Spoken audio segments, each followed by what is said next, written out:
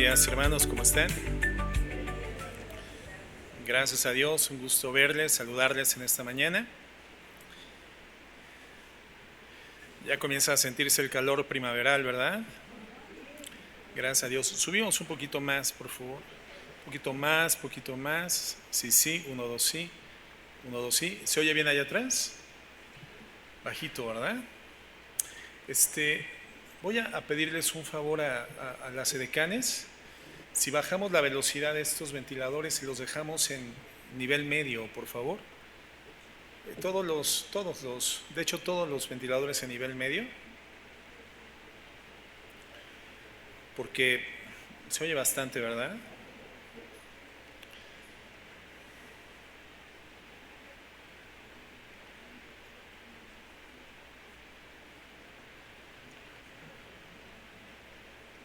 Ah, ok, ya sé qué es lo que nos está robando. Es el sonido del extractor que pusimos. A ver, este, hermana Gaby, ¿podría apagar ese interruptor, por favor? No sé si llega. Sí, ok.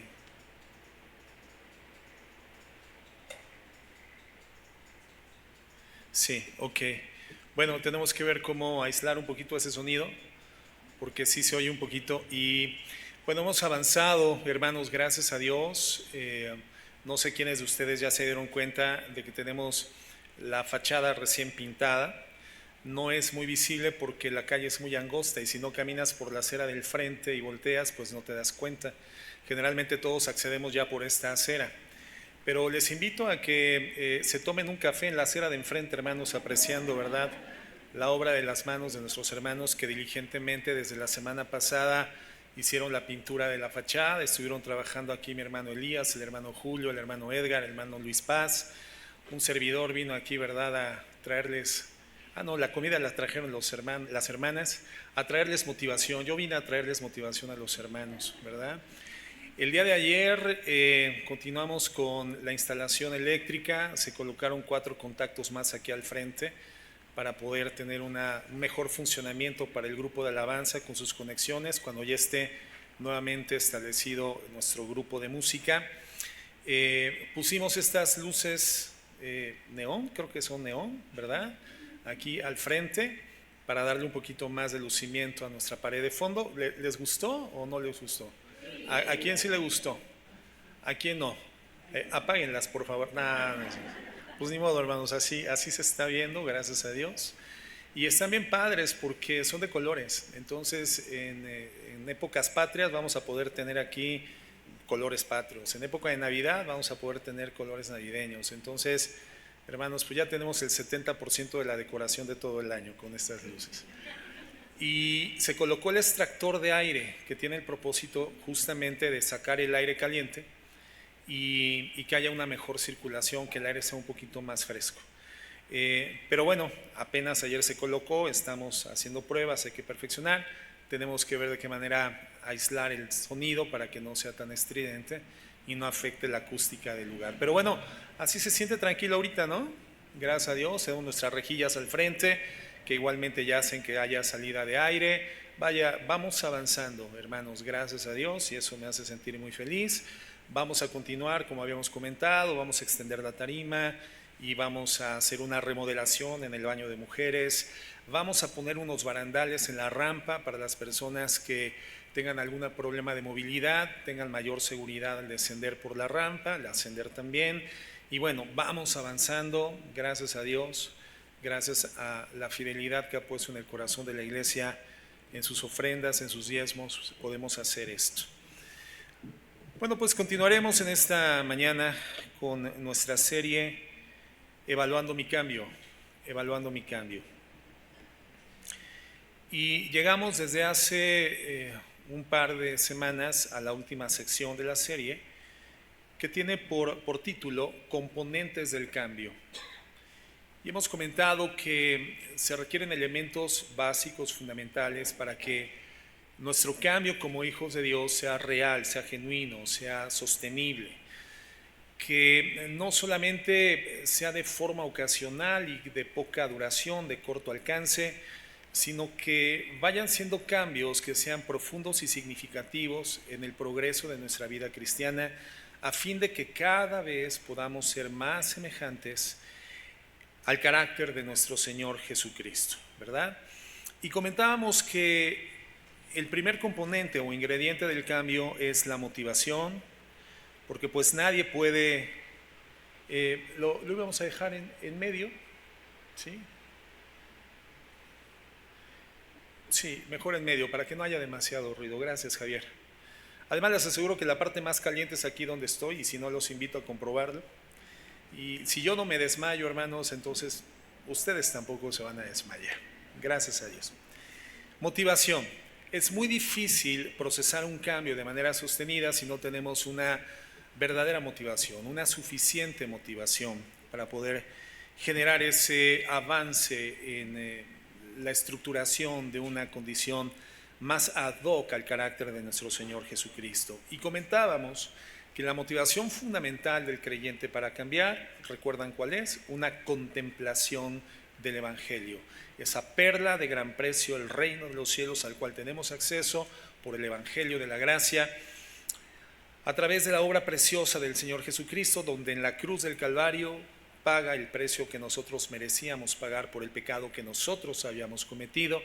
Él se convierte voluntariamente en el depósito de nuestra culpa, recibe el justo pago, la justa sentencia del Padre, es ejecutada y por lo tanto, cubierto el pago, nosotros somos libres de la culpa en Cristo y solo en Cristo, porque fuera de Cristo nadie hubiera podido hacer esta obra expiatoria y representativa de la condición pecaminosa de la humanidad. Por eso Jesucristo es tan claro y dice: yo soy el camino, yo soy la verdad, yo soy la vida, nadie viene al Padre si no es por mí.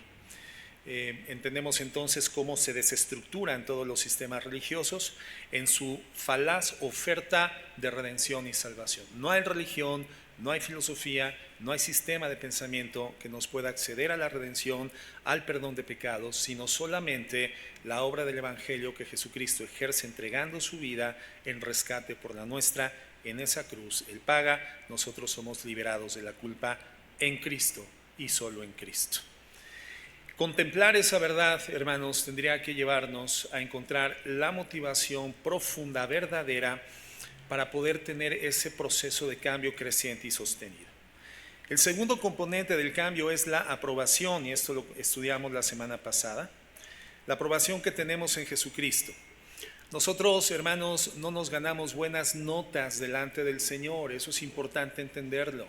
Nuestra vida cristiana no tiene por propósito ganar buenos puntos delante del Señor. ¿Por qué?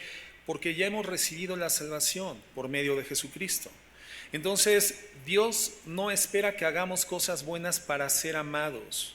Dios ya nos ama en Jesucristo. Somos sus hijos. Somos coherederos con Cristo de esas riquezas en gloria maravillosas. Cristo, hermanos, nos ha redimido, nos ha lavado, nos ha tomado del reino de las tinieblas y nos ha colocado en el reino de la luz, con propósitos muy particulares, muy fundamentales: anunciar su gloria, reflejarle. Nos ha aprobado sin importar cuál era nuestra posición. Nos ha aprobado en Cristo sin importar cuál era nuestra posición. Y de hecho, aun cuando como hijos de Dios nos seguimos equivocando y a veces caminamos voluntariamente en sentido contrario, Él no deja de amarnos, hermanos. El Señor no nos deshereda. Cuán importante es entender esto. Lo que hace el Señor como un Padre amoroso y fiel es buscarnos y disciplinarnos. Y dice el libro de los Hebreos que nos disciplina con el propósito de hacernos participantes de su santidad. Ya hemos sido aprobados en Jesucristo. Entonces, el Evangelio nos motiva. El Evangelio es ese elemento que muestra que ya hemos sido aprobados en Cristo, que es el segundo elemento. Primero, nos motiva. Segundo, nos muestra como aprobados en Cristo. Pero también el Evangelio nos da identidad. Comentábamos, somos hijos de Dios, ya no somos advenedizos. Hoy en día, hermanos, por ejemplo, y bueno, generalmente así ha sido durante toda la historia, los apellidos son como una categoría social en sí misma. Hay personas que desearían tener ciertos apellidos, ¿cierto? ¿No? ¿A quién le gustaría apellidarse Slim, por ejemplo? ¿No? Pues a algunos les agradaría, ¿no? Entonces, hay apellidos que algunos desearían tener, pero también hay apellidos que algunos desearían no tener. Y no les gustaría ser vinculados con cierto apellido porque no representa tal vez la virtud más grande dentro de la sociedad. Apellidos que lamentablemente en forma genealógica o cultural han generado estragos en la sociedad.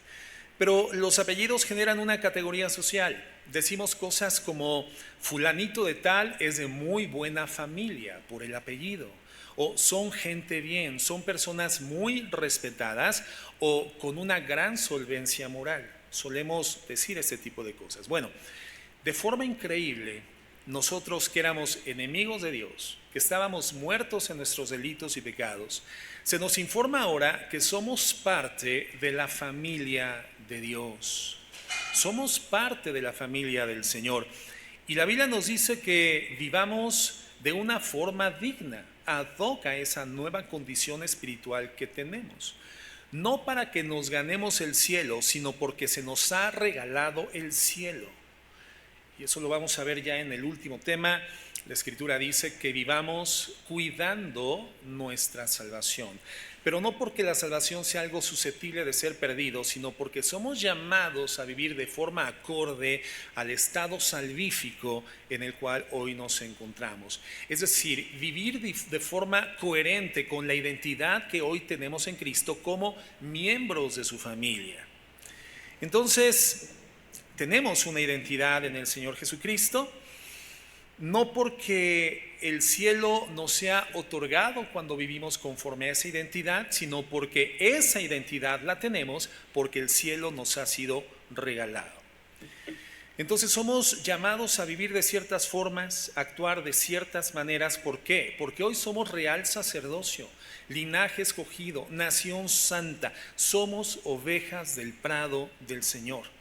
Nuestra identidad entonces debería de determinar nuestra forma de vida, nuestra actitud, nuestro comportamiento, y eso nos da identidad. Pero también el Evangelio nos da convicción, y la convicción es un componente importante que debe de estar presente en nosotros. La convicción de que Dios, de que Cristo es el agua que sacia completamente nuestra alma. Es Dios el único que puede dar plenitud al alma del ser humano, como bien lo dice el Señor Jesucristo en Juan 10:10. Yo he venido para que tengan vida y para que la tengan en abundancia. Entonces, la saciedad plena, real, genuina de nuestras necesidades más profundas del alma se encuentran en Dios. Esos son los 4 componentes que hemos visto hasta el momento. Y el quinto componente del que vamos a hablar en esta mañana es la dependencia. Dependencia. Este componente, hermanos, es fundamental y tiene que ver con el hecho de que el Espíritu Santo es quien nos hace crecer. El Espíritu Santo es el que nos da crecimiento. Entonces, dependemos del Espíritu Santo para crecer. Ahora, nosotros también somos llamados a contribuir con nuestro crecimiento espiritual. El Señor nos involucra en ese proceso. Pero la obra de Dios en nosotros se hace por la presencia del Espíritu Santo. Por lo tanto, tenemos una absoluta y total dependencia del Espíritu Santo.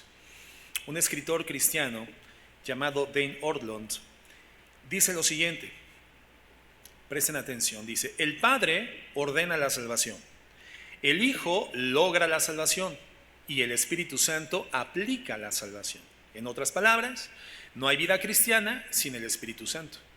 La vida cristiana es puramente teórica si no hay trabajo del Espíritu Santo. Todo lo que experimentamos de Dios es la obra del Espíritu Santo. Eso es cierto en la conversión, cuando el Espíritu Santo abre nuestros ojos a nuestro pecado y a la oferta salvadora de Cristo, pero también es cierto en nuestro crecimiento espiritual. Y esto, hermanos, pues lo encontramos a lo largo de toda la Biblia. Nosotros como hijos de Dios se nos dice que somos el templo del Espíritu Santo. 1 Corintios 6 nos dice claramente que somos el templo del Espíritu Santo. Él nos habita. En el mismo libro, 1 Corintios, se nos dice que hemos sido bautizados en un mismo Espíritu Santo. La palabra bautizar del griego baptizo, que significa sumergir. Hemos sido completamente sumergidos en el Espíritu Santo. Hoy el Espíritu Santo habita la vida del creyente. Somos constituidos en la casa, el habitáculo, el tabernáculo de Dios a través de la persona del Espíritu Santo en nosotros. Todos hemos sido identificados con el Espíritu Santo, sellados con el Espíritu Santo de la promesa. Romanos 8 dice que los que no tienen el Espíritu Santo no son de Cristo. Por lo tanto, los que son de Cristo tienen el Espíritu Santo morando dentro de su interior. Y como en algunas ocasiones lo he comentado, esta es la definición más concreta, más objetiva y bíblica de quién es un cristiano. Un cristiano es la persona que por el poder del Evangelio en su vida, hoy habita el Espíritu Santo dentro de él. Y si el Espíritu Santo no está dentro de él, entonces no es un hijo de Dios. Entonces, el Espíritu Santo no es una fuerza o energía que nos impulsa, que nos empuja, no, hermanos. El Espíritu Santo sí tiene poder, tiene todo el poder, tiene toda la fuerza, pero el Espíritu Santo no es una fuerza impersonal. La palabra nos enseña que es una persona, la tercera persona de la Trinidad que nos habita, con la que ahora nos relacionamos, y entonces Él está en una labor, digamos, de alfarería. Él es como un alfarero en el corazón. Él está forjando, esculpiendo la imagen de Cristo en nuestros corazones. Entonces, si esto es así, como lo menciona la Escritura, nosotros deberíamos de depender del Espíritu Santo en todos los sentidos. Deberíamos de comprender claramente la dependencia que tenemos del Espíritu Santo en todos los aspectos de nuestra vida. Deberíamos de corresponder a lo que el Espíritu Santo está haciendo. Deberíamos pasarle las herramientas para que Él continúe esculpiendo la imagen de Cristo en nuestro corazón. Es algo así como el ayudante de un escultor que le pasa las herramientas para que siga trabajando. Le pasa el agua para rociar el mármol y poder seguir tallándolo con suavidad. Nosotros deberíamos de ser el ayudante del Espíritu Santo en el proceso de cambio de nuestro corazón. El problema es que a veces somos ayudantes medio malos, medio maletas, hermanos. No le damos al Espíritu Santo las herramientas que Él necesita para procesar el cambio, para esculpir la imagen de Cristo. O habiéndonos pedido una herramienta, el cincel, por ejemplo, le pasamos el cincel pero sin filo. Entonces somos llamados a contribuir, pero esta contribución, hermanos, no tendría sentido sin la presencia del Espíritu Santo. Quien hace toda la obra de transformación y cambio es el Espíritu Santo, y Él nos llama a ser contributivos con Él. En ese sentido, un escritor, pastor llamado C.S. Lewis, escribiendo un ensayo sobre la humanidad, él dice que existen tres tipos de hombres en la tierra, y voy a dar lectura a lo que él dice. El primer hombre es denominado el hombre inconsciente. El hombre inconsciente es un hombre no creyente, una persona no creyente. Es la persona que vive completamente para sí misma. Todo lo que hace es satisfacer sus deseos personales. Es el ser humano que está completamente enfocado en darle satisfacción a sus impulsos carnales. Vive por completo para sí mismo y todo lo que hace es para satisfacer sus deseos. La vida de este hombre, al dejarse llevar por sus impulsos, termina fracturada. Destruye su familia, su economía es débil. Ese es el hombre inconsciente, el que vive a expensas de sus propios deseos.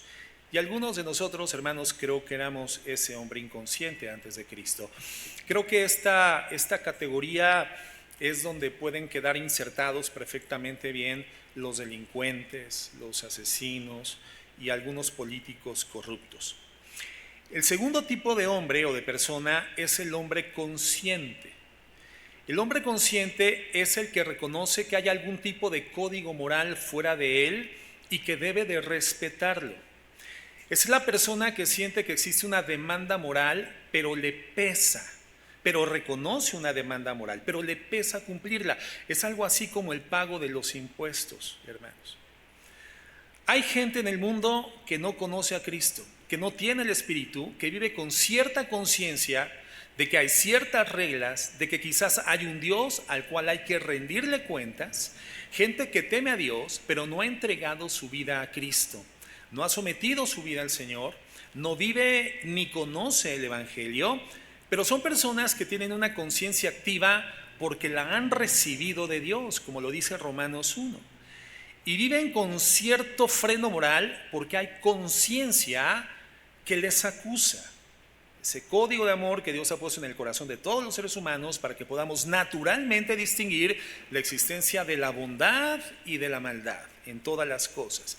Entonces, cierto freno moral que nos acusa. Y pagan esas normas morales como si estuvieran pagando los impuestos. No encontramos a muchas personas que les guste pagar impuestos, pero hay que pagarlos, ¿cierto o no? Y así las normas morales. Para este tipo de hombres pagan las normas morales aunque quieran hacer otra cosa, porque temen a las consecuencias. Hay personas que pagan los impuestos porque dicen, si me cae Hacienda, me va peor. Entonces, bueno, pues ni modo, hay que pagar los impuestos. Ese es el hombre consciente. Y la tercera categoría es el hombre espiritual. Las personas que han conocido el Evangelio y que operan en un plano sobrenatural, no solo reconocen que hay una demanda moral, sino que ahora quieren cumplir esa demanda moral, quieren hacerlo. Nosotros, hermanos, se entiende que somos esta clase de persona espiritual. Somos, ante los ojos del mundo, individuos extraños, personas raras en su forma de vivir. Los que hemos recibido al Espíritu Santo comenzamos a experimentar el surgimiento de nuevos deseos, deseos que antes no conocíamos, el deseo de pagar los impuestos. ¿Por qué? A ver, ¿a quién le gusta pagar los impuestos? Cristianos, hermanos, al bolsillo no le gusta pagar los impuestos. Pero ¿qué sucede? ¿Por qué el cristiano cuando paga sus impuestos, aun cuando le duele al bolsillo, tiene paz en su corazón y experimenta gozo? Porque el gozo del cristiano, el placer del cristiano se encuentra en obedecer a Dios. Y las escrituras dicen que paguemos al que impuesto, al que tributo, y eso es raro. Un varón que desea con todo su corazón serle fiel a su esposa, por ejemplo, no por miedo a destruir su familia o al qué dirán, sino porque él quiere ser fiel a su familia, encuentra placer en la fidelidad. Es un impulso puesto por el Espíritu Santo, que antes de ser cristiano no conocía. Un comerciante, por ejemplo, que quiere ser honesto, porque él quiere reflejar y anunciar las virtudes de aquel que le sacó de las tinieblas y le llevó a la luz admirable de su Señor. Esas son cosas raras en el ser humano que son puestas e impulsadas por el Espíritu Santo cuando el Espíritu Santo habita a la persona. Cosas tan raras, y el mundo nos ve como gente extraña, ¿no? Primera de Pedro 4:4, Nueva Traducción Viviente, dice: no es de extrañarse que sus amigos de la vieja vida se sorprendan de que ustedes ya no participan en las cosas destructivas y descontroladas que ellos hacen. Por eso los calumnian, ¿no? ¿A quién le ha sucedido esto? Cuando ya comenzamos a distanciarnos de los viejos hábitos, las viejas prácticas, aquellas cosas en las que nos regodeábamos siendo estas pecaminosas, disfrutábamos, nos sentíamos exitosos, inteligentes, pero hoy en Cristo, con esta habitación del Espíritu Santo en nosotros, comenzando a procesar deseos apegados a la santidad de Dios, entonces necesitamos identificar ese requerimiento de hacer distancia de esas formas de conducta en las que antes nos gozábamos y hoy ya no encontramos placer. El placer lo encontramos en conocer a Dios y vivir su santidad, y entonces la gente nos ultraja, dice la Reina Valera, y también la Biblia de las Américas, la Nueva Traducción Viviente, dice: la gente nos calumnia. ¿Cuántos de aquí han experimentado la calumnia por ser cristianos activos ya? Cristianos evidentes: estás loco, te lavaron el cerebro, te hicieron coco wash, eres un fanático, eres un santurrón, eres un religioso, eres un legalista. ¿A alguien le ha pasado eso? ¿Sí? ¿A nadie? No me espanten. Creo que la mayoría de nosotros, una vez que ya es público y visible nuestro cristianismo, comenzamos a ser sujetos de esto. Pero tenemos que entender, cumplir la ley y querer cumplir la ley son cosas bien diferentes. Antes de ser cristianos, nosotros cumplíamos cosas de la ley porque sabíamos que era necesario, porque si no había la imputación de una consecuencia que iba a ser dolorosa, y entonces preferíamos hacerlo para alejarnos del dolor consecuente. Hoy, hermanos, el cristiano progresivamente va amando la palabra de Dios y va haciendo la palabra de Dios porque esa es la fuente de placer. Ese mismo autor dice: el Espíritu Santo es como Dios entra dentro tuyo. Si eres cristiano, estás ahora permanentemente habitado por el Espíritu Santo. Y si estás permanentemente habitado por el Espíritu Santo, entonces estás sobrenaturalizado. Ya no eres tú solo, no estás solo, tienes un compañero viviendo dentro de ti, Él está ahí para quedarse y provee todo lo que necesitas para crecer en Cristo. ¡Qué hermoso! La Biblia nos dice que es así. Es una verdad bíblica maravillosa e impresionante. Pero a pesar de esto, hermanos, la Biblia también nos reporta que los hijos de Dios podemos resistir a la acción del Espíritu Santo.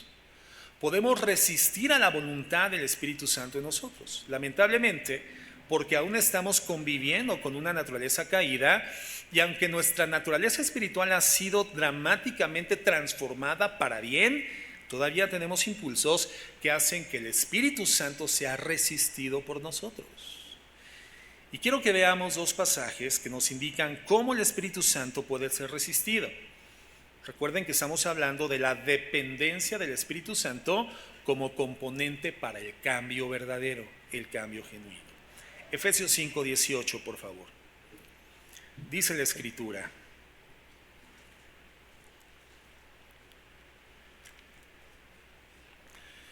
dice, no os embriaguéis con vino, en lo cual hay disolución, antes bien sean llenos del Espíritu. La Nueva Traducción Viviente es muy clara, dice, no se emborrachen con vino, porque eso les arruinará la vida, en cambio sean llenos del Espíritu Santo. Aquí vemos cómo el apóstol Pablo, inspirado por el Espíritu Santo, utiliza esta analogía, esta comparación, la comparación con el vino. Porque cuando alguien se emborracha o se embriaga, decimos que está bajo los efectos del alcohol o bajo la influencia del alcohol. ¿Cómo actúa una persona que se encuentra bajo la influencia del alcohol, hermanos? ¿Cómo actúa? Bueno, no actúa de forma normal. Hace cosas que no haría si estuviera en sus 5 sentidos. Dice cosas que no diría si estuviera en su juicio, en sus cabales. Entonces, esta analogía es para decirnos cuál es la influencia correcta bajo la que debemos de dejarnos gobernar. No la influencia del vino, sino otra influencia sobrenatural y superior que igualmente va a generar impulsos nuevos y que nos va a llevar a actuar, a vivir y a decir de forma que naturalmente en el pasado no lo hacíamos. Pero es una buena influencia, una potente influencia, una fuerza sobrenatural gobernando nuestras vidas. Y por eso dice, antes bien sean llenos del Espíritu Santo. Y la palabra lleno significa literalmente déjense gobernar por el Espíritu Santo. El verbo se encuentra en pasivo, en tiempo pasivo. O sea, no es algo que tengamos que hacer, es algo que debemos dejar que se haga en nosotros, dejarnos gobernar por el Espíritu Santo. Entonces, la acción de depender del Espíritu Santo es cuando digo, voy a hacer, Señor, lo que tú indiques en mi vida. Voy a tomar las decisiones en la dirección de tu palabra, de tu consejo, de la Escritura. Voy a hacer lo que ahora tú, por tu Espíritu Santo, me impulsas a hacer.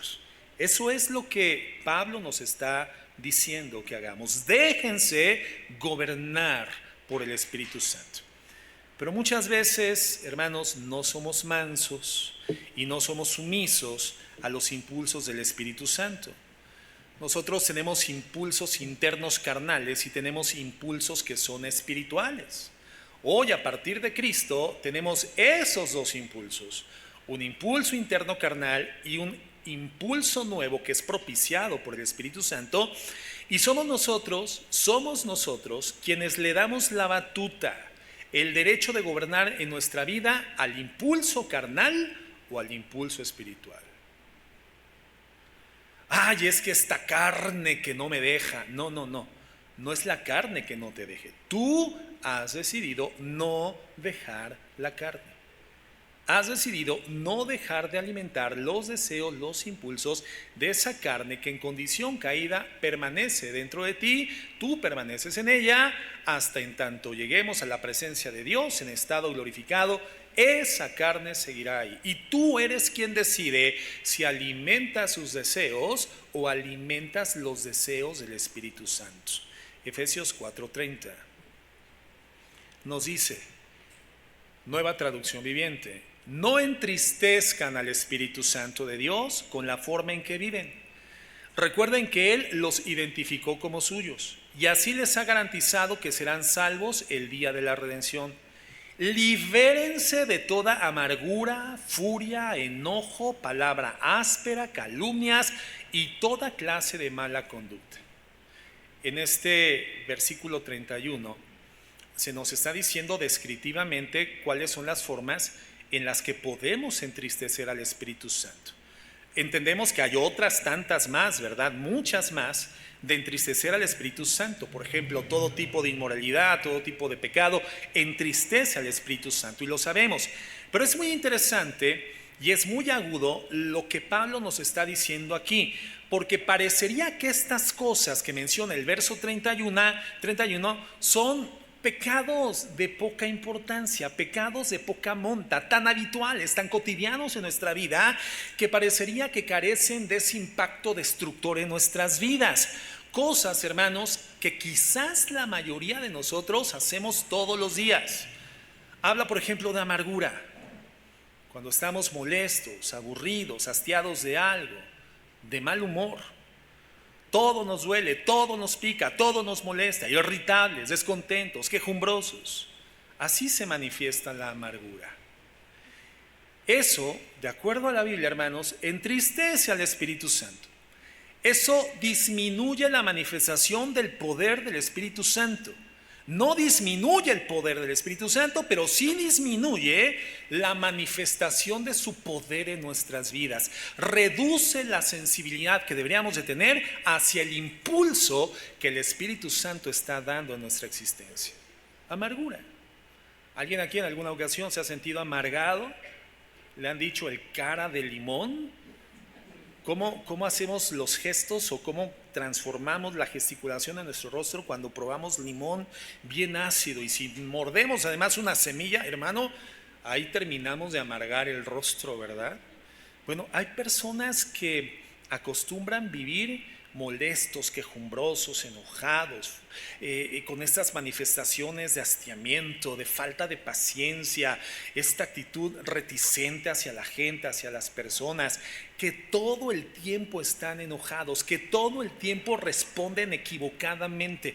No que no podamos responder equivocadamente en algún momento dado, pero la persona amargada es la persona que ante los impulsos externos de la vida siempre responde con molestia, con impaciencia, con hastiedad. Eso, hermano, hermana, reduce la manifestación del poder del Espíritu Santo en nuestras vidas, lo entristece. Habla de furia, enojo, y creo que ese es el pan de cada día en muchas personas, en la casa, en la calle, cuando vas a una tienda esperando que te den el servicio y no te atienden como esperabas y entonces te enojas, te indignas, cuando alguien se te cruza en el tráfico, cuando vienes tarde a la congregación. Pero bueno, tenemos la puerta mágica de la iglesia que transforma el espíritu de todos, ¿verdad?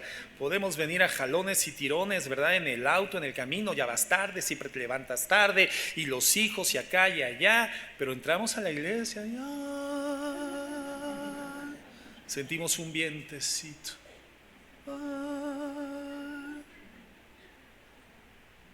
La realidad es que hay furia en tu corazón. Palabras ásperas, dice. Palabras ásperas, o sea, desagradables, hirientes, con nuestros hijos, con la esposa, con los amigos, compañeros del trabajo, los empleados. Calumnias y toda clase de mala conducta. ¿Qué provoca esto, hermanos? Un espíritu entristecido. Un espíritu entristecido y por supuesto eso tiene un efecto espiritual en nosotros. Y lo que Pablo nos dice es, no, déjate gobernar, déjate gobernar. Miren cómo la Biblia describe una lucha interna en nosotros. Gálatas 5, 16 y 17, por favor. Gálatas 5, 16 y 17. Fíjense lo que dice Pablo. Dice, por eso les digo, dejen que el Espíritu Santo los guíe en la vida. O sea, el Espíritu Santo ya está en nosotros, tiene todo el poder y toda la fuerza para darnos dirección, pero nosotros debemos de dejarnos guiar. Por eso comentaba, la batuta la damos nosotros, a la carne o al Espíritu. Por eso les digo, dejen que el Espíritu Santo los guíe en la vida. Entonces, no se dejarán llevar por los impulsos de nuestra pecaminosa vida, de nuestra naturaleza, de los impulsos de la naturaleza pecaminosa. La naturaleza pecaminosa desea hacer el mal, que es precisamente lo contrario a lo que quiere el Espíritu Santo. Y el Espíritu Santo nos da deseos que se oponen a lo que desea la naturaleza pecaminosa. ¿Estamos entendiendo la dinámica que ya se está registrando dentro de nuestras vidas? La naturaleza pecaminosa desea hacer el mal, que es precisamente lo contrario a lo que quiere el Espíritu. Y el Espíritu nos da deseos que se oponen a lo que desea la naturaleza pecaminosa. Dos fuerzas en confrontación. Estas dos fuerzas luchan constantemente entre sí, entonces ustedes no son libres para llevar a cabo sus buenas intenciones. Hay dos naturalezas, hermanos, si las identificamos, ¿verdad? Hay una naturaleza pecaminosa y hay un espíritu que nos habita. La naturaleza pecaminosa nos da impulso y el Espíritu Santo dice en la última parte del versículo 17, y el Espíritu nos da deseos que se oponen a lo que desea la naturaleza pecaminosa. O sea que nosotros, hermanos, hay una guerra interna, hay una lucha ante las circunstancias de la vida, ante las situaciones que enfrentamos, ante los estímulos externos de la vida y que constantemente van a ser generados. Nosotros vamos a enfrentar una lucha. Vamos a tener impulsos carnales e impulsos espirituales, impulsos pecaminosos y deseos espirituales. Esto es lo que hace que cuando alguien nos ofende, nosotros querramos rápidamente desquitarnos, agredir a la persona que nos ofende. Es lo que sucede cuando alguien hace algo injusto en contra de nosotros, inmediatamente queremos poner las cosas en orden y si es posible vengarnos. Eso es lo que hace que ante la oportunidad tengamos la inclinación a comportarnos con deshonestidad. Cuando tenemos oportunidad de generar un ingreso no honestamente, sin que nadie se dé cuenta, entonces somos inclinados por el impulso de la carne a tomar esos recursos de forma inmoral. Es lo que hace que querramos mentir cuando somos descubiertos en algo incorrecto y queremos continuar cubriendo nuestra responsabilidad. Hermanos, vamos a tener esos impulsos.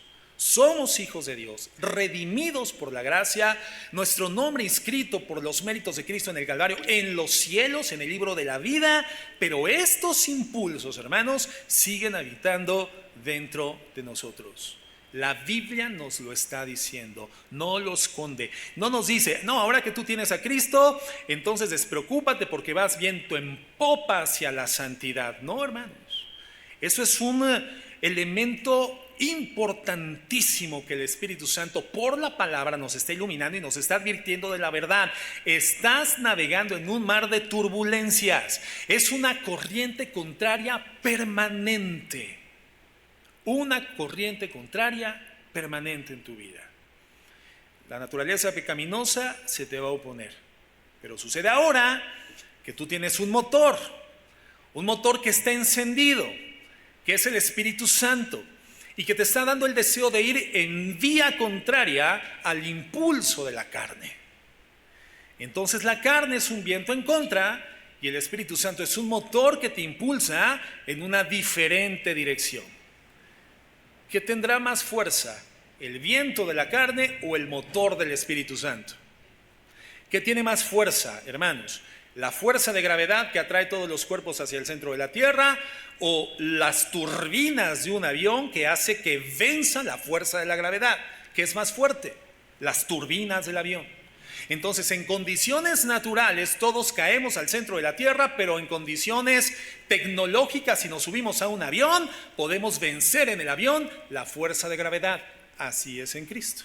En condiciones naturales hay inclinaciones, impulsos que todavía nos llevan al deseo de cometer el mal, cometer la pecaminosidad, pero hoy tenemos un motor, una turbina más fuerte que esa inclinación, que es el Espíritu Santo dentro de nosotros, que nos lleva a vivir por encima de esa condición natural.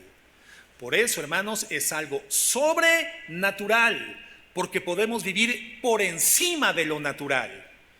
La turbina, el motor, la fuerza, el poder del Espíritu Santo nos lleva a vivir inclinados y en la dirección de los deseos del Espíritu Santo.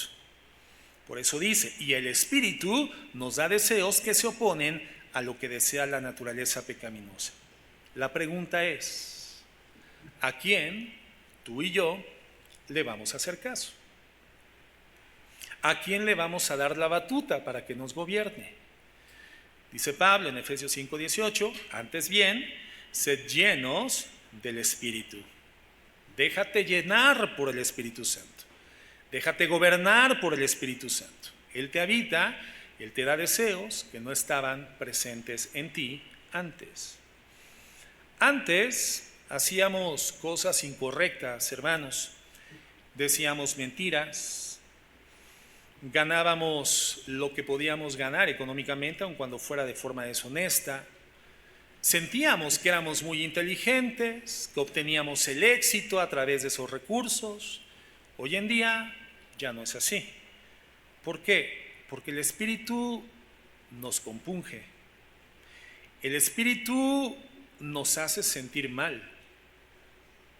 Y el Espíritu hoy comienza a hablar en una forma interna y nos dice: hazle caso a los nuevos deseos, a los nuevos impulsos que estoy poniendo en ti.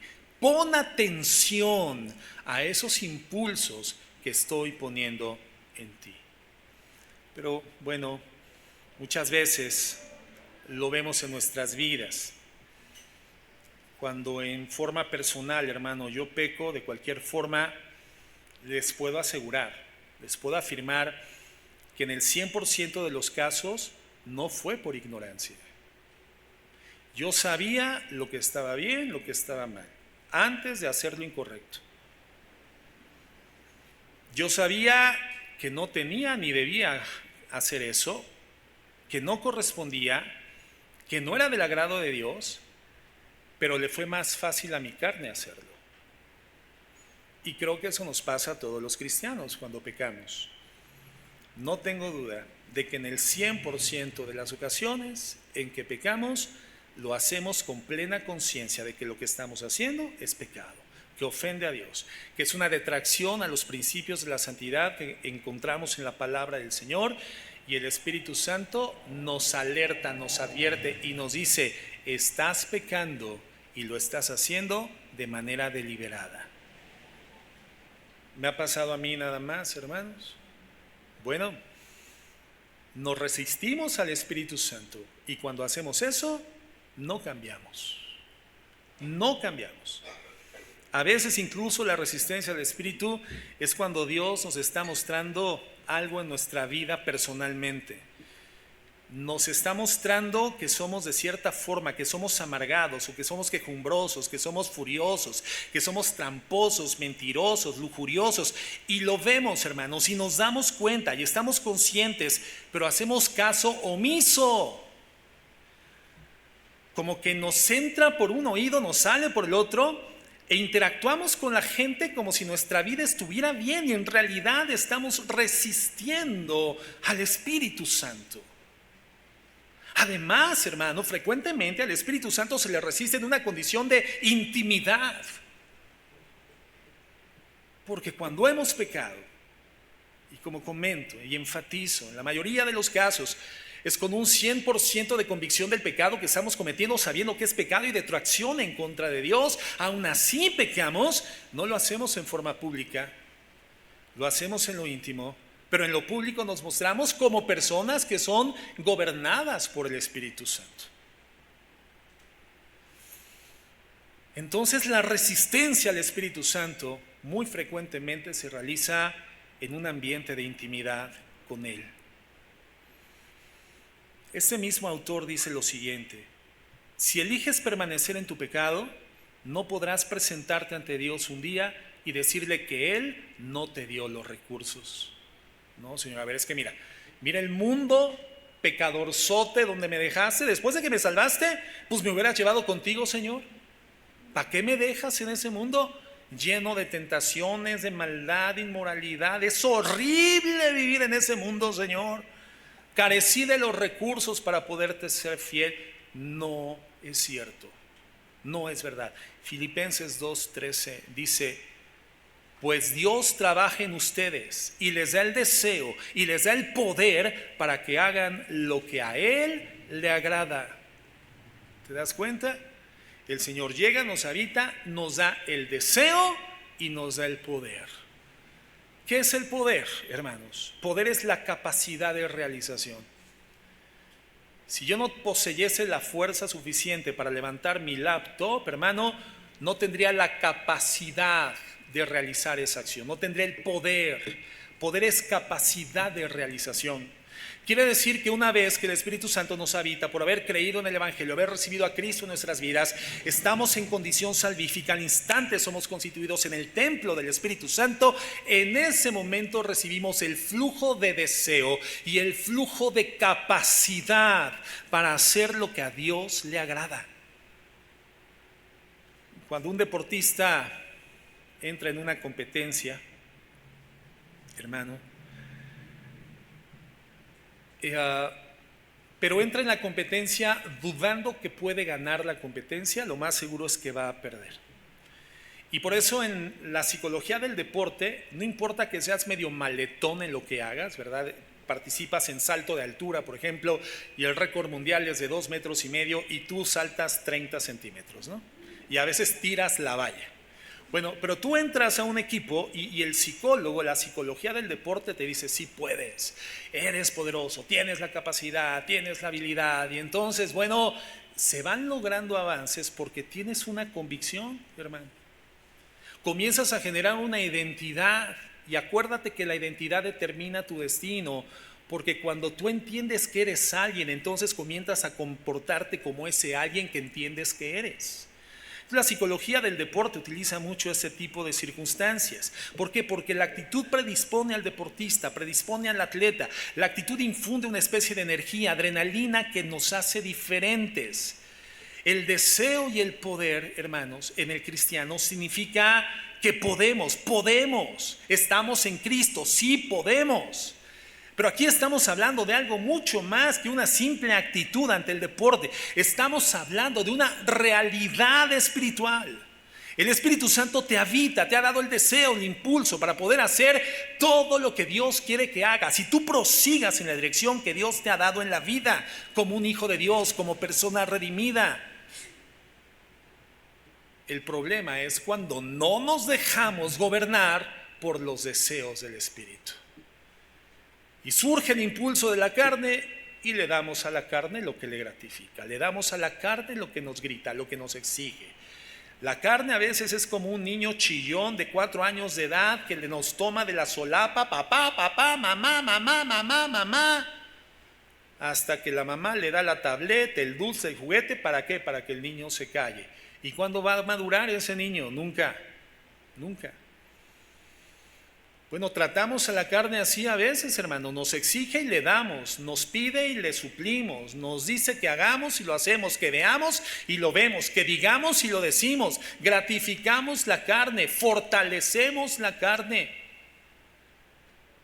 La mejor forma de ganar contra la carne es dejándola de alimentar y dejando que se muera de hambre, hermanos. Simultáneamente, siguiendo los deseos y los impulsos del Espíritu Santo en nuestras vidas. ríndete al Espíritu. Este autor, Dane Ortlund, dice lo siguiente. Dice, los ductos de aire cerrados no se pueden limpiar.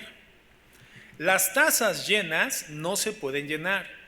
Y el Espíritu no actúa donde estamos operando en silencio por dependencia propia.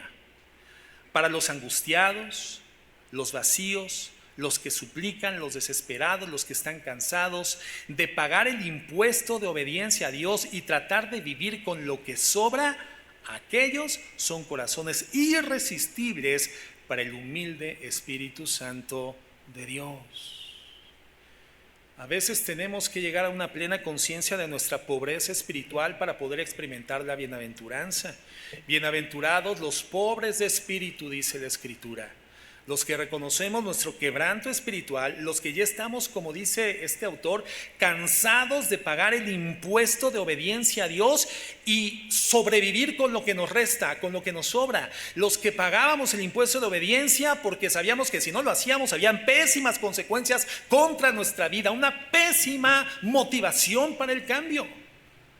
Cuando reconocemos que solamente el Espíritu Santo de Dios lo puede hacer en nuestras vidas. Cuando nos arrepentimos, cuando creemos en el Evangelio, cuando recibimos a Cristo y comenzamos a enfocar nuestra atención en esos inevitables impulsos y deseos que Él comienza a fundar en nuestro corazón, y a través de alimentar nuestra vida espiritual con su palabra, la oración, la meditación, disciplinas espirituales, comenzamos a entender y a conocer el placer de vivir y obedecer la palabra de Dios. Un placer que sobrepasa infinitamente el placer que experimentamos cuando alimentamos la carne. Es incomparable el placer que Dios nos da cuando disfrutamos lo que Él nos dice que podemos disfrutar, comparado con lo que acostumbrábamos disfrutar, satisfaciendo lo que el pecado nos pedía o lo que el pecado nos ofrecía para gratificar la carne. ¿Cuánto dura el placer de un evento de fornicación y de adulterio, hermanos? 10 minutos, 15 minutos. ¿Cuánto dura el placer de una relación matrimonial en la base de la integridad, la santidad, el poder, la gracia de Dios manifiesta, el fruto de Dios abundando para dar respuesta a cualquier circunstancia que se presente en el matrimonio? Ese placer, hermano, es un placer divino, es un placer permanente, es un placer glorioso, es un placer verdadero, hermano, que sobrepasa eterna, infinitamente el placer de gratificar el impulso temporal de la carne. ¿Por qué el consumo de sustancias tóxicas o la práctica de hábitos que terminan generando adicción en el cerebro de las personas nunca son gratificadas, sino que exigen más y cada vez más para poder experimentar el mismo nivel de placer temporal? Porque son un engaño, hermanos, porque son una carnada. Pero la virtud de una carnada es que esconde apetitosamente un garfio que al engarzarse en tu paladar te va a quitar la vida. Si el pecado no se disfrazara de un placer disfrutable, nadie pecaría, hermanos. Pero es una mentira. Porque puedes experimentar un nivel de placer, pero después, para continuar experimentando ese mismo nivel de placer que no crece, no pasa de ahí, te pide más y más y más y más y más. Y el consumo de tóxicos, el consumo de pésimos hábitos termina siendo incontrolable. Y al final ya no hay placer, sino una esclavitud que termina drenándote la mente, el alma, la vida, la familia, el matrimonio, la economía, la existencia entera. El placer de Dios, el verdadero placer de su santidad, hermano, es eterno, es infinito y es incomparable. Y por eso el Espíritu Santo nos dice: ríndete, deja que Él sea quien haga, sométete a sus impulsos, a lo que tú sabes que Él quiere que tú hagas, a la respuesta que tú sabes que Él quiere que tengas, a la manera que tú sabes que Él quiere que vivas. Pero no solamente eso, sino que también, hablando de la dependencia del Espíritu Santo, como ya estudiamos en esta serie, Cristo, hermanos, tiene que ser el objeto y el motivo de nuestra constante meditación y reflexión. Y alguien puede caer en el error de pensar que ya conoce de Cristo todo lo que debía conocer de Jesucristo. ¡Qué grave error! ¡Qué peligroso, hermano! Intentar continuar, mantener una comunión con el Señor, una vinculación comunicante con el Señor, la meditación de la palabra, la oración, la asistencia formal a una congregación, creyendo erróneamente que ya conoces todo lo que debías de saber del Señor Jesucristo, que ya te informó todo lo que debía de informarte, que ya no hay más que conocer en el Señor. Fíjense lo que dice 2 Corintios 3:18, en la Biblia de las Américas. 2 Corintios 3:18 dice: pero nosotros todos, con el rostro descubierto, contemplando como en un espejo la gloria del Señor, estamos siendo transformados en la misma imagen de gloria en gloria, como por el Espíritu del Señor, como por el Señor, el Espíritu. Nuestro crecimiento como hijos de Dios, un crecimiento que consiste en darnos forma acorde a Jesús, depende, hermanos, directamente de la contemplación, la meditación, la atención a Cristo como persona, a Cristo como el hacedor de la obra que nos ha redimido, que nos ha transformado. La observación y la contemplación de esa obra de salvación del Evangelio. Hermanos, entendemos entonces que esa obra poderosa de Cristo en nuestras vidas, el Evangelio de la gracia, es un instrumento de transformación para nosotros. Cristo debe de ser el objeto de nuestra meditación. Efesios 3:7. Quiero que con la guía del Espíritu Santo intentemos analizar lo siguiente. Efesios 3:7. Leamos con atención. Esta versión, no sé si la tengamos, es la Nueva Biblia de los Hispanos 2005. Nueva Biblia de los Hispanos 2005. Es la traducción, hermanos, que a mi parecer clarifica de mejor forma el contenido de este texto. ¿Sí la tenemos? Ok, entonces escuchen cómo dice esta traducción. Dice: es de este evangelio que fui hecho ministro, conforme al don de la gracia de Dios que se me ha concedido según la eficacia, la energía de su poder. A mí, que soy menos que el más pequeño de todos los santos, se me concedió esta gracia: anunciar a los gentiles las inescrutables riquezas de Cristo. ¿Cuál fue la gracia que en condición redimida recibe especialmente el apóstol Pablo? Anunciar a los gentiles. Acuérdate que el ministerio del apóstol Pablo no se desarrolló fundamentalmente al pueblo judío, sino a pueblos que no conocían al Dios de los judíos, pueblos gentiles, ¿verdad? Y él dice: a mí se me concedió la gracia de anunciar a los gentiles, ¿qué cosa? Las inescrutables riquezas de Cristo. Inescrutables riquezas de Cristo. Verso 9: y sacar a la luz cuál es la dispensación del misterio que por los siglos ha estado oculto en Dios, creador de todas las cosas. Dice: sacar a la luz cuál sea la dispensación del misterio que por los siglos ha estado oculto en Dios. ¿A qué se refiere Pablo con esto? El Evangelio, hermanos, con todos sus componentes, era un misterio que había estado oculto, no era visible, estaba velado. Y si uno analiza y ve con detenimiento el Antiguo Testamento, nos damos cuenta de que efectivamente, hermanos, el Evangelio estaba contenido ahí, pero se encontraba velado, medio oculto. La realidad de un Mesías que iba a ofrecer su vida por los pecadores, y cómo es que Cristo había de ser el Salvador, cómo iba a involucrarse en el plan de redención. Esa era una verdad que no se conocía del todo, se conocía de forma parcial y por lo tanto era un misterio.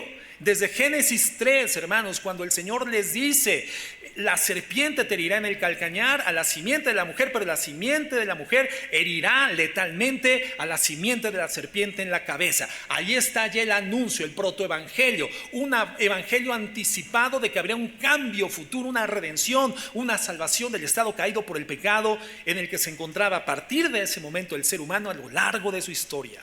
Ya estaba ahí contenido. Job, hermanos, ¿recuerdan? Él llegó a escribir: yo sé que mi Redentor vive. Él estaba hablando de un posible redentor, un posible abogado entre Dios y él. El libro de los Salmos contiene muchas referencias a un Mesías. El libro de Isaías, sobre todo en el capítulo 53 y 54, hablan de un mediador, de alguien que iba a ser molido por nuestros pecados. El castigo de nuestra paz iba a ser sobre él. Pero hermanos, no estaba del todo claro. Era un misterio que ha sido revelado en esta dispensación, en este tiempo. Ha sido revelado el misterio que había estado oculto. Y esto es una cosa impresionante, dice Pablo. Y entonces él dice: a él se le ha concedido esta gracia, anunciar a los gentiles las inescrutables riquezas de Cristo. ¿Qué significa que Pablo diga que en Cristo hay riquezas inescrutables, hermanos? ¿Qué significa eso? ¿Qué significa la palabra inescrutable? Incontable, que no se puede contar. Bueno, de acuerdo al original griego, significa que no se puede rastrear. Es algo difícil o imposible de comprender completamente, que es imposible o difícil de interpretar completamente o de descubrir completamente. Se usa para describir cosas que son misteriosas, que cosas que son impenetrables o incomprensibles. Entonces, ¿cómo es que significa que hay riquezas en Cristo y que estas riquezas son inescrutables? Significa entonces, hermano, que tú y yo podemos cavar y cavar y cavar en Cristo y nunca vamos a tocar fondo. Nunca vamos a dejar de descubrir, de conocer, de ver iluminado, revelado a la mente, a la conciencia y al corazón la profundidad de la sabiduría y del conocimiento de Dios. Hermano, nunca. Esa es la realidad de nuestro Señor Jesucristo. En Colosenses 2:3 dice que en Cristo están escondidos todos los tesoros de la sabiduría y del conocimiento. En Romanos 11:73 dice: oh profundidades de las riquezas y de la sabiduría y del conocimiento de Dios, cuán insondables son tus juicios e inescrutables sus caminos.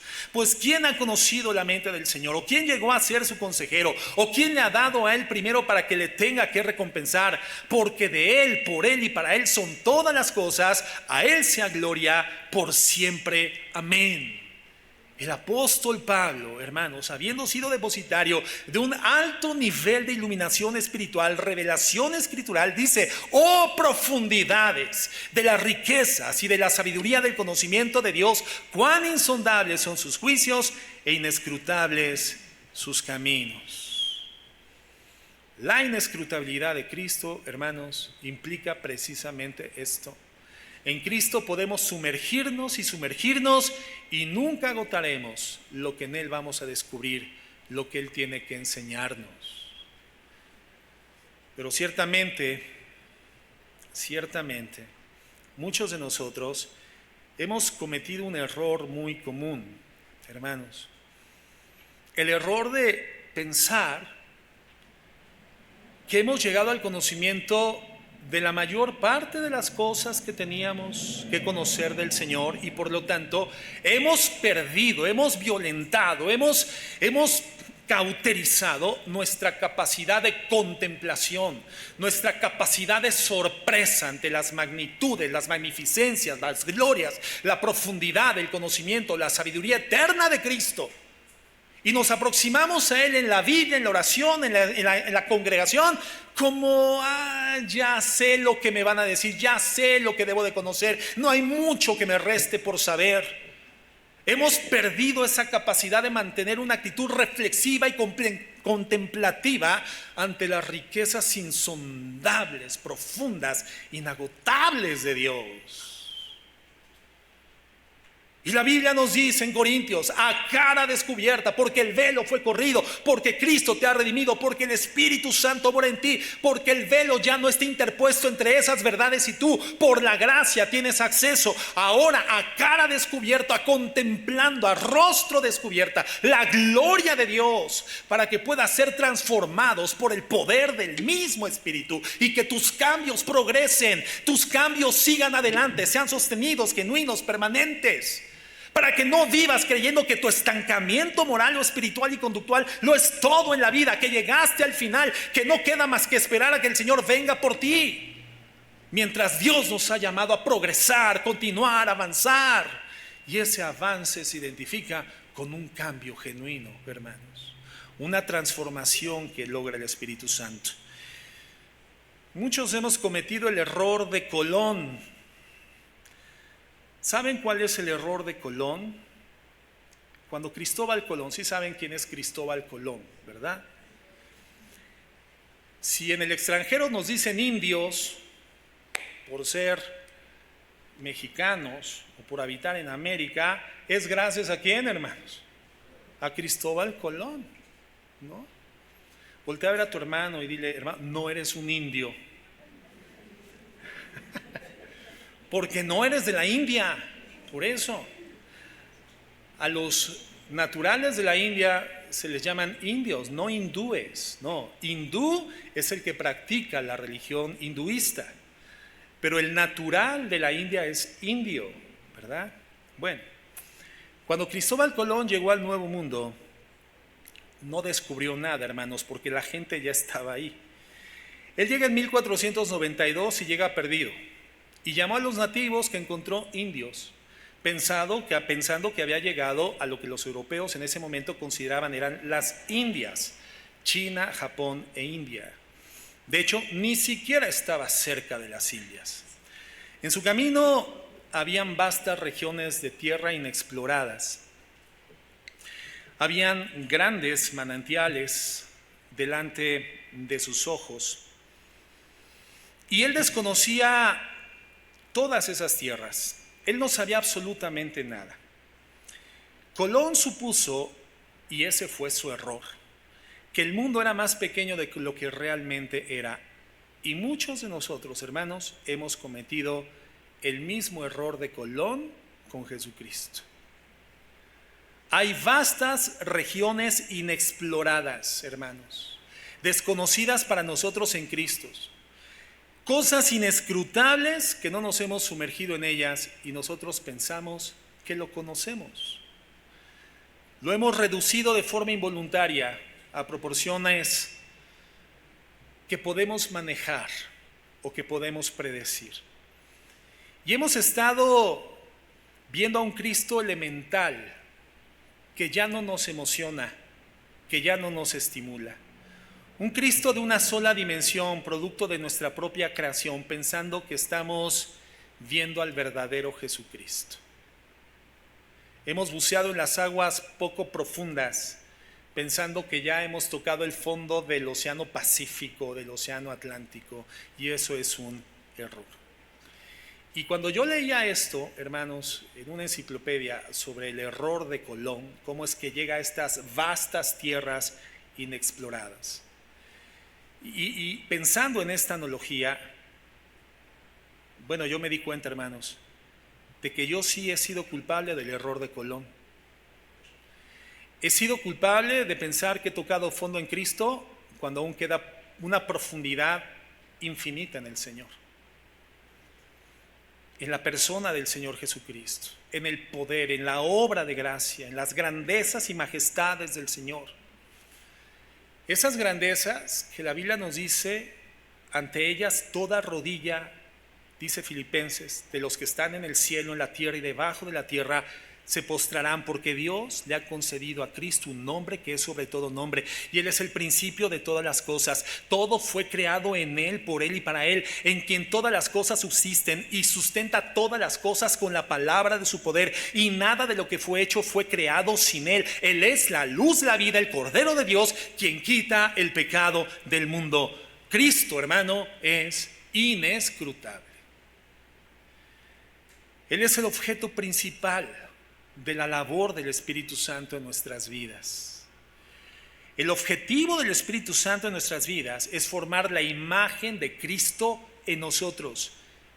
Ese es el propósito del Espíritu Santo morando que nuestros cambios, hermanos, reflejen el carácter del Señor Jesucristo y que lo reflejen de manera permanente, sostenida, genuina, una transformación de fondo que nace del corazón con las motivaciones correctas, y entonces la manifestación externa es genuina, es auténtica, motivada en la verdad, que Dios es digno de ser glorificado, que Dios es digno de ser amado.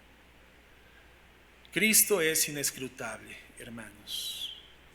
El objeto, la razón por la que el Espíritu Santo está en nosotros es crear en nosotros la imagen de Cristo. El objetivo del Espíritu Santo en nosotros es revelarnos lo que Cristo quiere que sepamos del Padre y de Él. Fíjense lo que dice Juan 16:12 en adelante.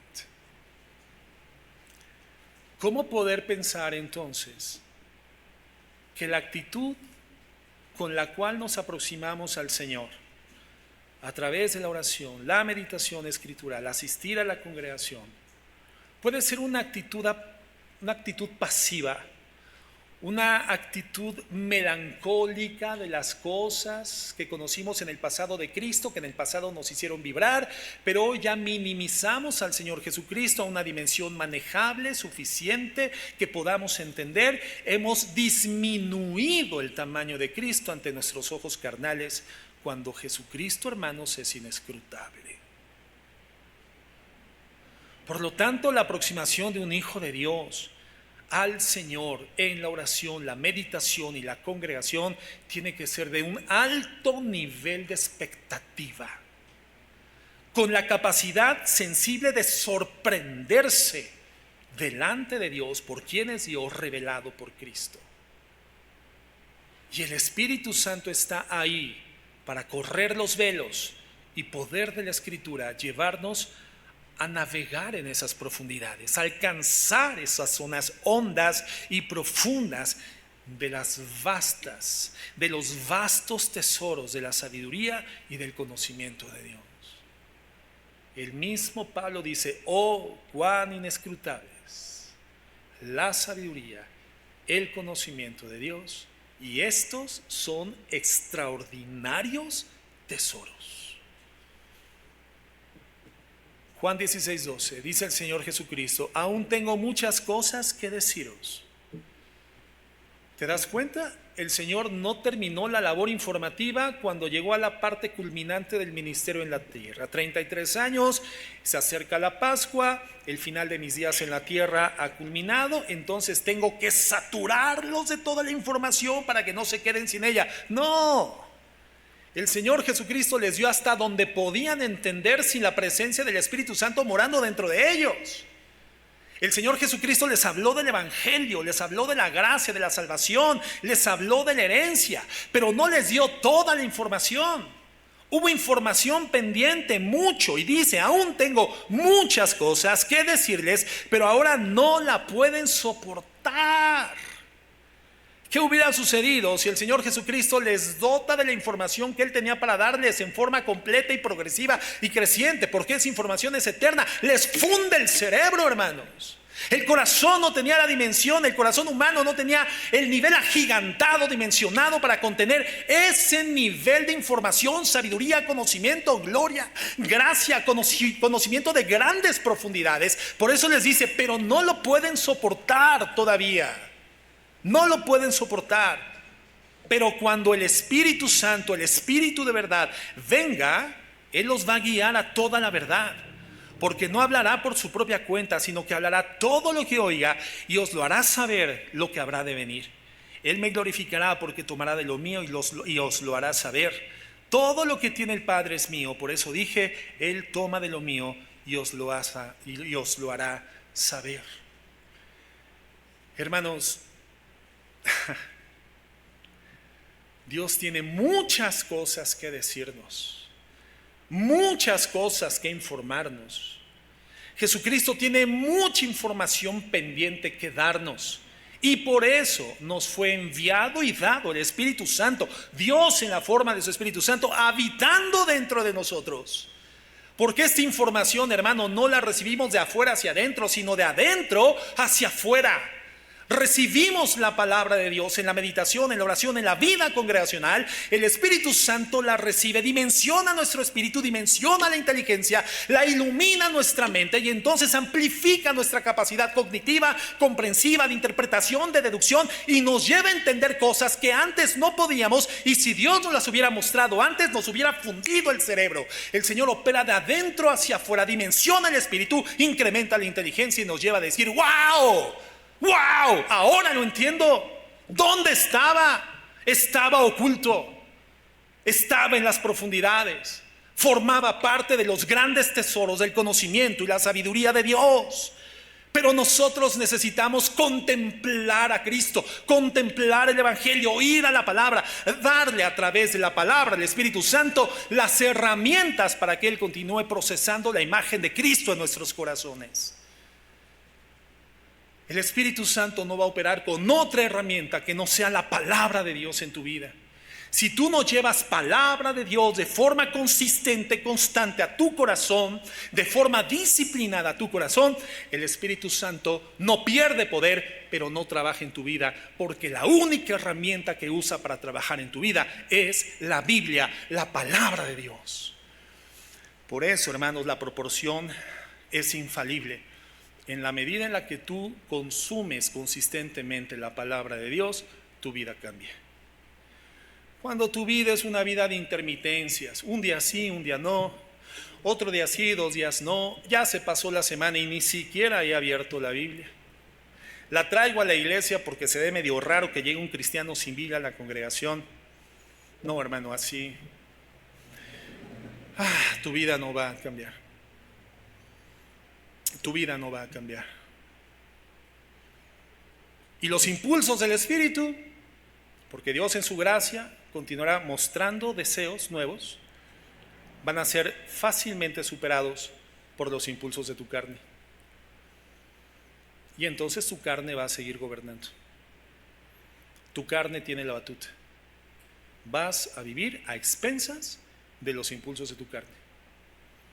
Queriendo cambiar, un impulso del Espíritu, sí, debo de cambiar, voy a cambiar. Pero si tú no le das la herramienta al Espíritu Santo, que es la contemplación de Dios, la contemplación de Cristo, la contemplación del Evangelio, el consumo de la palabra, entonces el Espíritu Santo se entristece.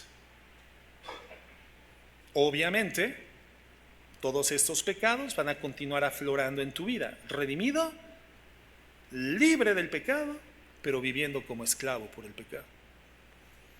Cristianos gritones, esposos enfurecidos, esposas impacientes e histéricas. Es que estoy en mis días. Pues por el Espíritu deberías de haber aprendido ya a gobernar tu ánimo, tu alma en tus días. Tú tendrías que ser una mujer redimida, sabia y madura espiritualmente, gobernada por los impulsos. Es que hay muchas presiones en el trabajo, pastor, es que hay deudas, por eso estoy impaciente, por eso llego de trabajar a la casa y no soporto a mis hijos, no soporto a mi esposa. Bueno, felicidades, bienvenido al mundo real. El mundo no cambió con tu salvación. Tú eres el que tuvo que haber sido transformado con tu salvación. Y ante el mundo caído, que no va a cambiar, tú sí tienes que manifestar cambios de redención. Un motor, una turbina que te lleva por encima de lo natural, viviendo la sobrenatural del Espíritu Santo de Dios en ti, quien te da nuevos deseos, nuevos impulsos, y ante la contemplación de quién es Dios y el consumo de la palabra, contemplando a Dios en la palabra, entonces el Espíritu Santo operando y transformando tu vida, generando cambios verdaderos. C.S. Lewis categoriza estos 3 tipos de hombre: el hombre inconsciente, el hombre consciente y el hombre espiritual. ¿Qué tipo de personas somos? Y esto nos sirva de sensor. ¿Qué tipo de personas somos? El inconsciente que vive a expensas de sus deseos y los gratifica. El consciente que tiene noción de la existencia de una norma moral externa a la cual tiene que obedecer. Es probable que Dios exista y mejor vivo de mejor forma, de maneras socialmente aceptables para evitar malas consecuencias. Pago el precio de una vida moral y sigo viviendo con lo que me resta, una vida miserable. O personas espirituales, habitadas por el Espíritu Santo, que hemos creído en el Señor Jesucristo, que hemos recibido su salvación, mora en nuestro corazón. El Espíritu Santo nos habita y genera en nosotros deseos, impulsos que son contrarios a los de nuestra carne, y cuando nosotros alimentamos la vida espiritual contemplando a Dios, entonces el Espíritu Santo actúa con todo su poder, transformando y gobernando nuestras vidas. Por eso el quinto elemento del cambio verdadero es la dependencia del Espíritu Santo. Dependencia del Espíritu Santo. Motivación, aceptación, identidad, convicción y dependencia del Espíritu Santo. Y nos resta un último componente, por tiempo lo daremos la siguiente oportunidad, hermanos. ¿Cómo nos encontramos hoy en esa vinculación dependiente del Espíritu Santo? ¿Cómo nos autopercibimos ante nuestro Señor Jesucristo? Aún nos aproximamos a Cristo con una actitud de alta expectativa, contemplando las glorias que estamos por descubrir y que nos van a continuar sorprendiendo. ¿O hoy nos aproximamos a Cristo con esa actitud pasiva, habiendo minimizado al Señor Jesucristo en una dimensión que podemos manejar? ¿Cuál es tu relación con el Espíritu Santo el día de hoy? Que el Señor nos ayude a tener la respuesta y nos lleve a depender del Espíritu Santo para cambios genuinos y permanentes. Vamos a orar.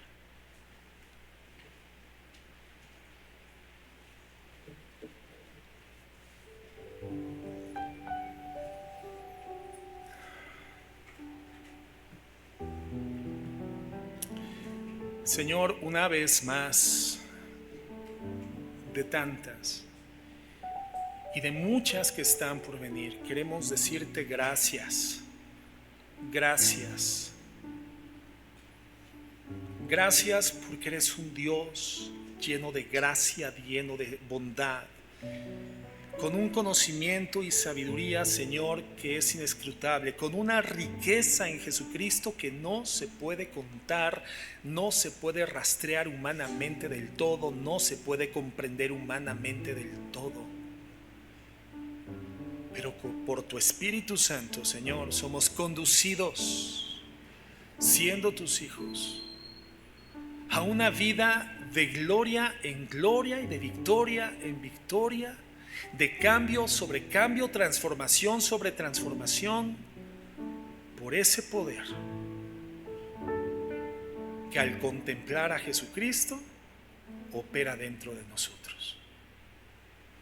Señor, ayúdanos. Lo has hecho porque tú has operado el querer y el hacer, Señor, para hacer lo que tú deseas. No nos faltan recursos, no nos faltan herramientas. Somos responsables delante de ti. ¿A quién le daremos el gobierno de nuestra vida? Señor, tú eres nuestra motivación. Tu obra gloriosa es nuestra motivación. Tú nos has dado una total aceptación en Cristo Jesús. Hoy no tenemos que ganarnos tu amor. Tenemos tu amor en Cristo. Hoy tenemos una identidad que nos permite ser conscientes de la familia espiritual y eterna a la que pertenecemos, y esa identidad nos impulsa a conducirnos de la forma correcta. Tenemos la convicción de que la única agua de vida que sacia la sed de nuestra alma humana, incompetente y caída, y nos lleva, Señor, a la plenitud verdadera, eres tú, Jesús. Y hoy entendemos la total dependencia de tu Espíritu Santo que nos fue dado para poder vivir la salvación que el Padre ordenó, que el Hijo logró, pero que solamente el Espíritu Santo opera en nosotros. Gracias por tu Espíritu Santo, que nos lleva al conocimiento de la verdad, que amplifica la dimensión de la verdad ante nuestros ojos, que nos permite profundizar, llegar a niveles que nunca imaginamos, a conocimientos que nunca imaginamos, a verdades que ni siquiera sospechábamos, pero que hoy por Él tenemos, Señor, el motor, la fuerza, el poder para cambiar, reflejándote verdaderamente a ti. Ayúdanos, mi Dios, y continúa enseñándonos. En el nombre de Jesús. Amén y amén.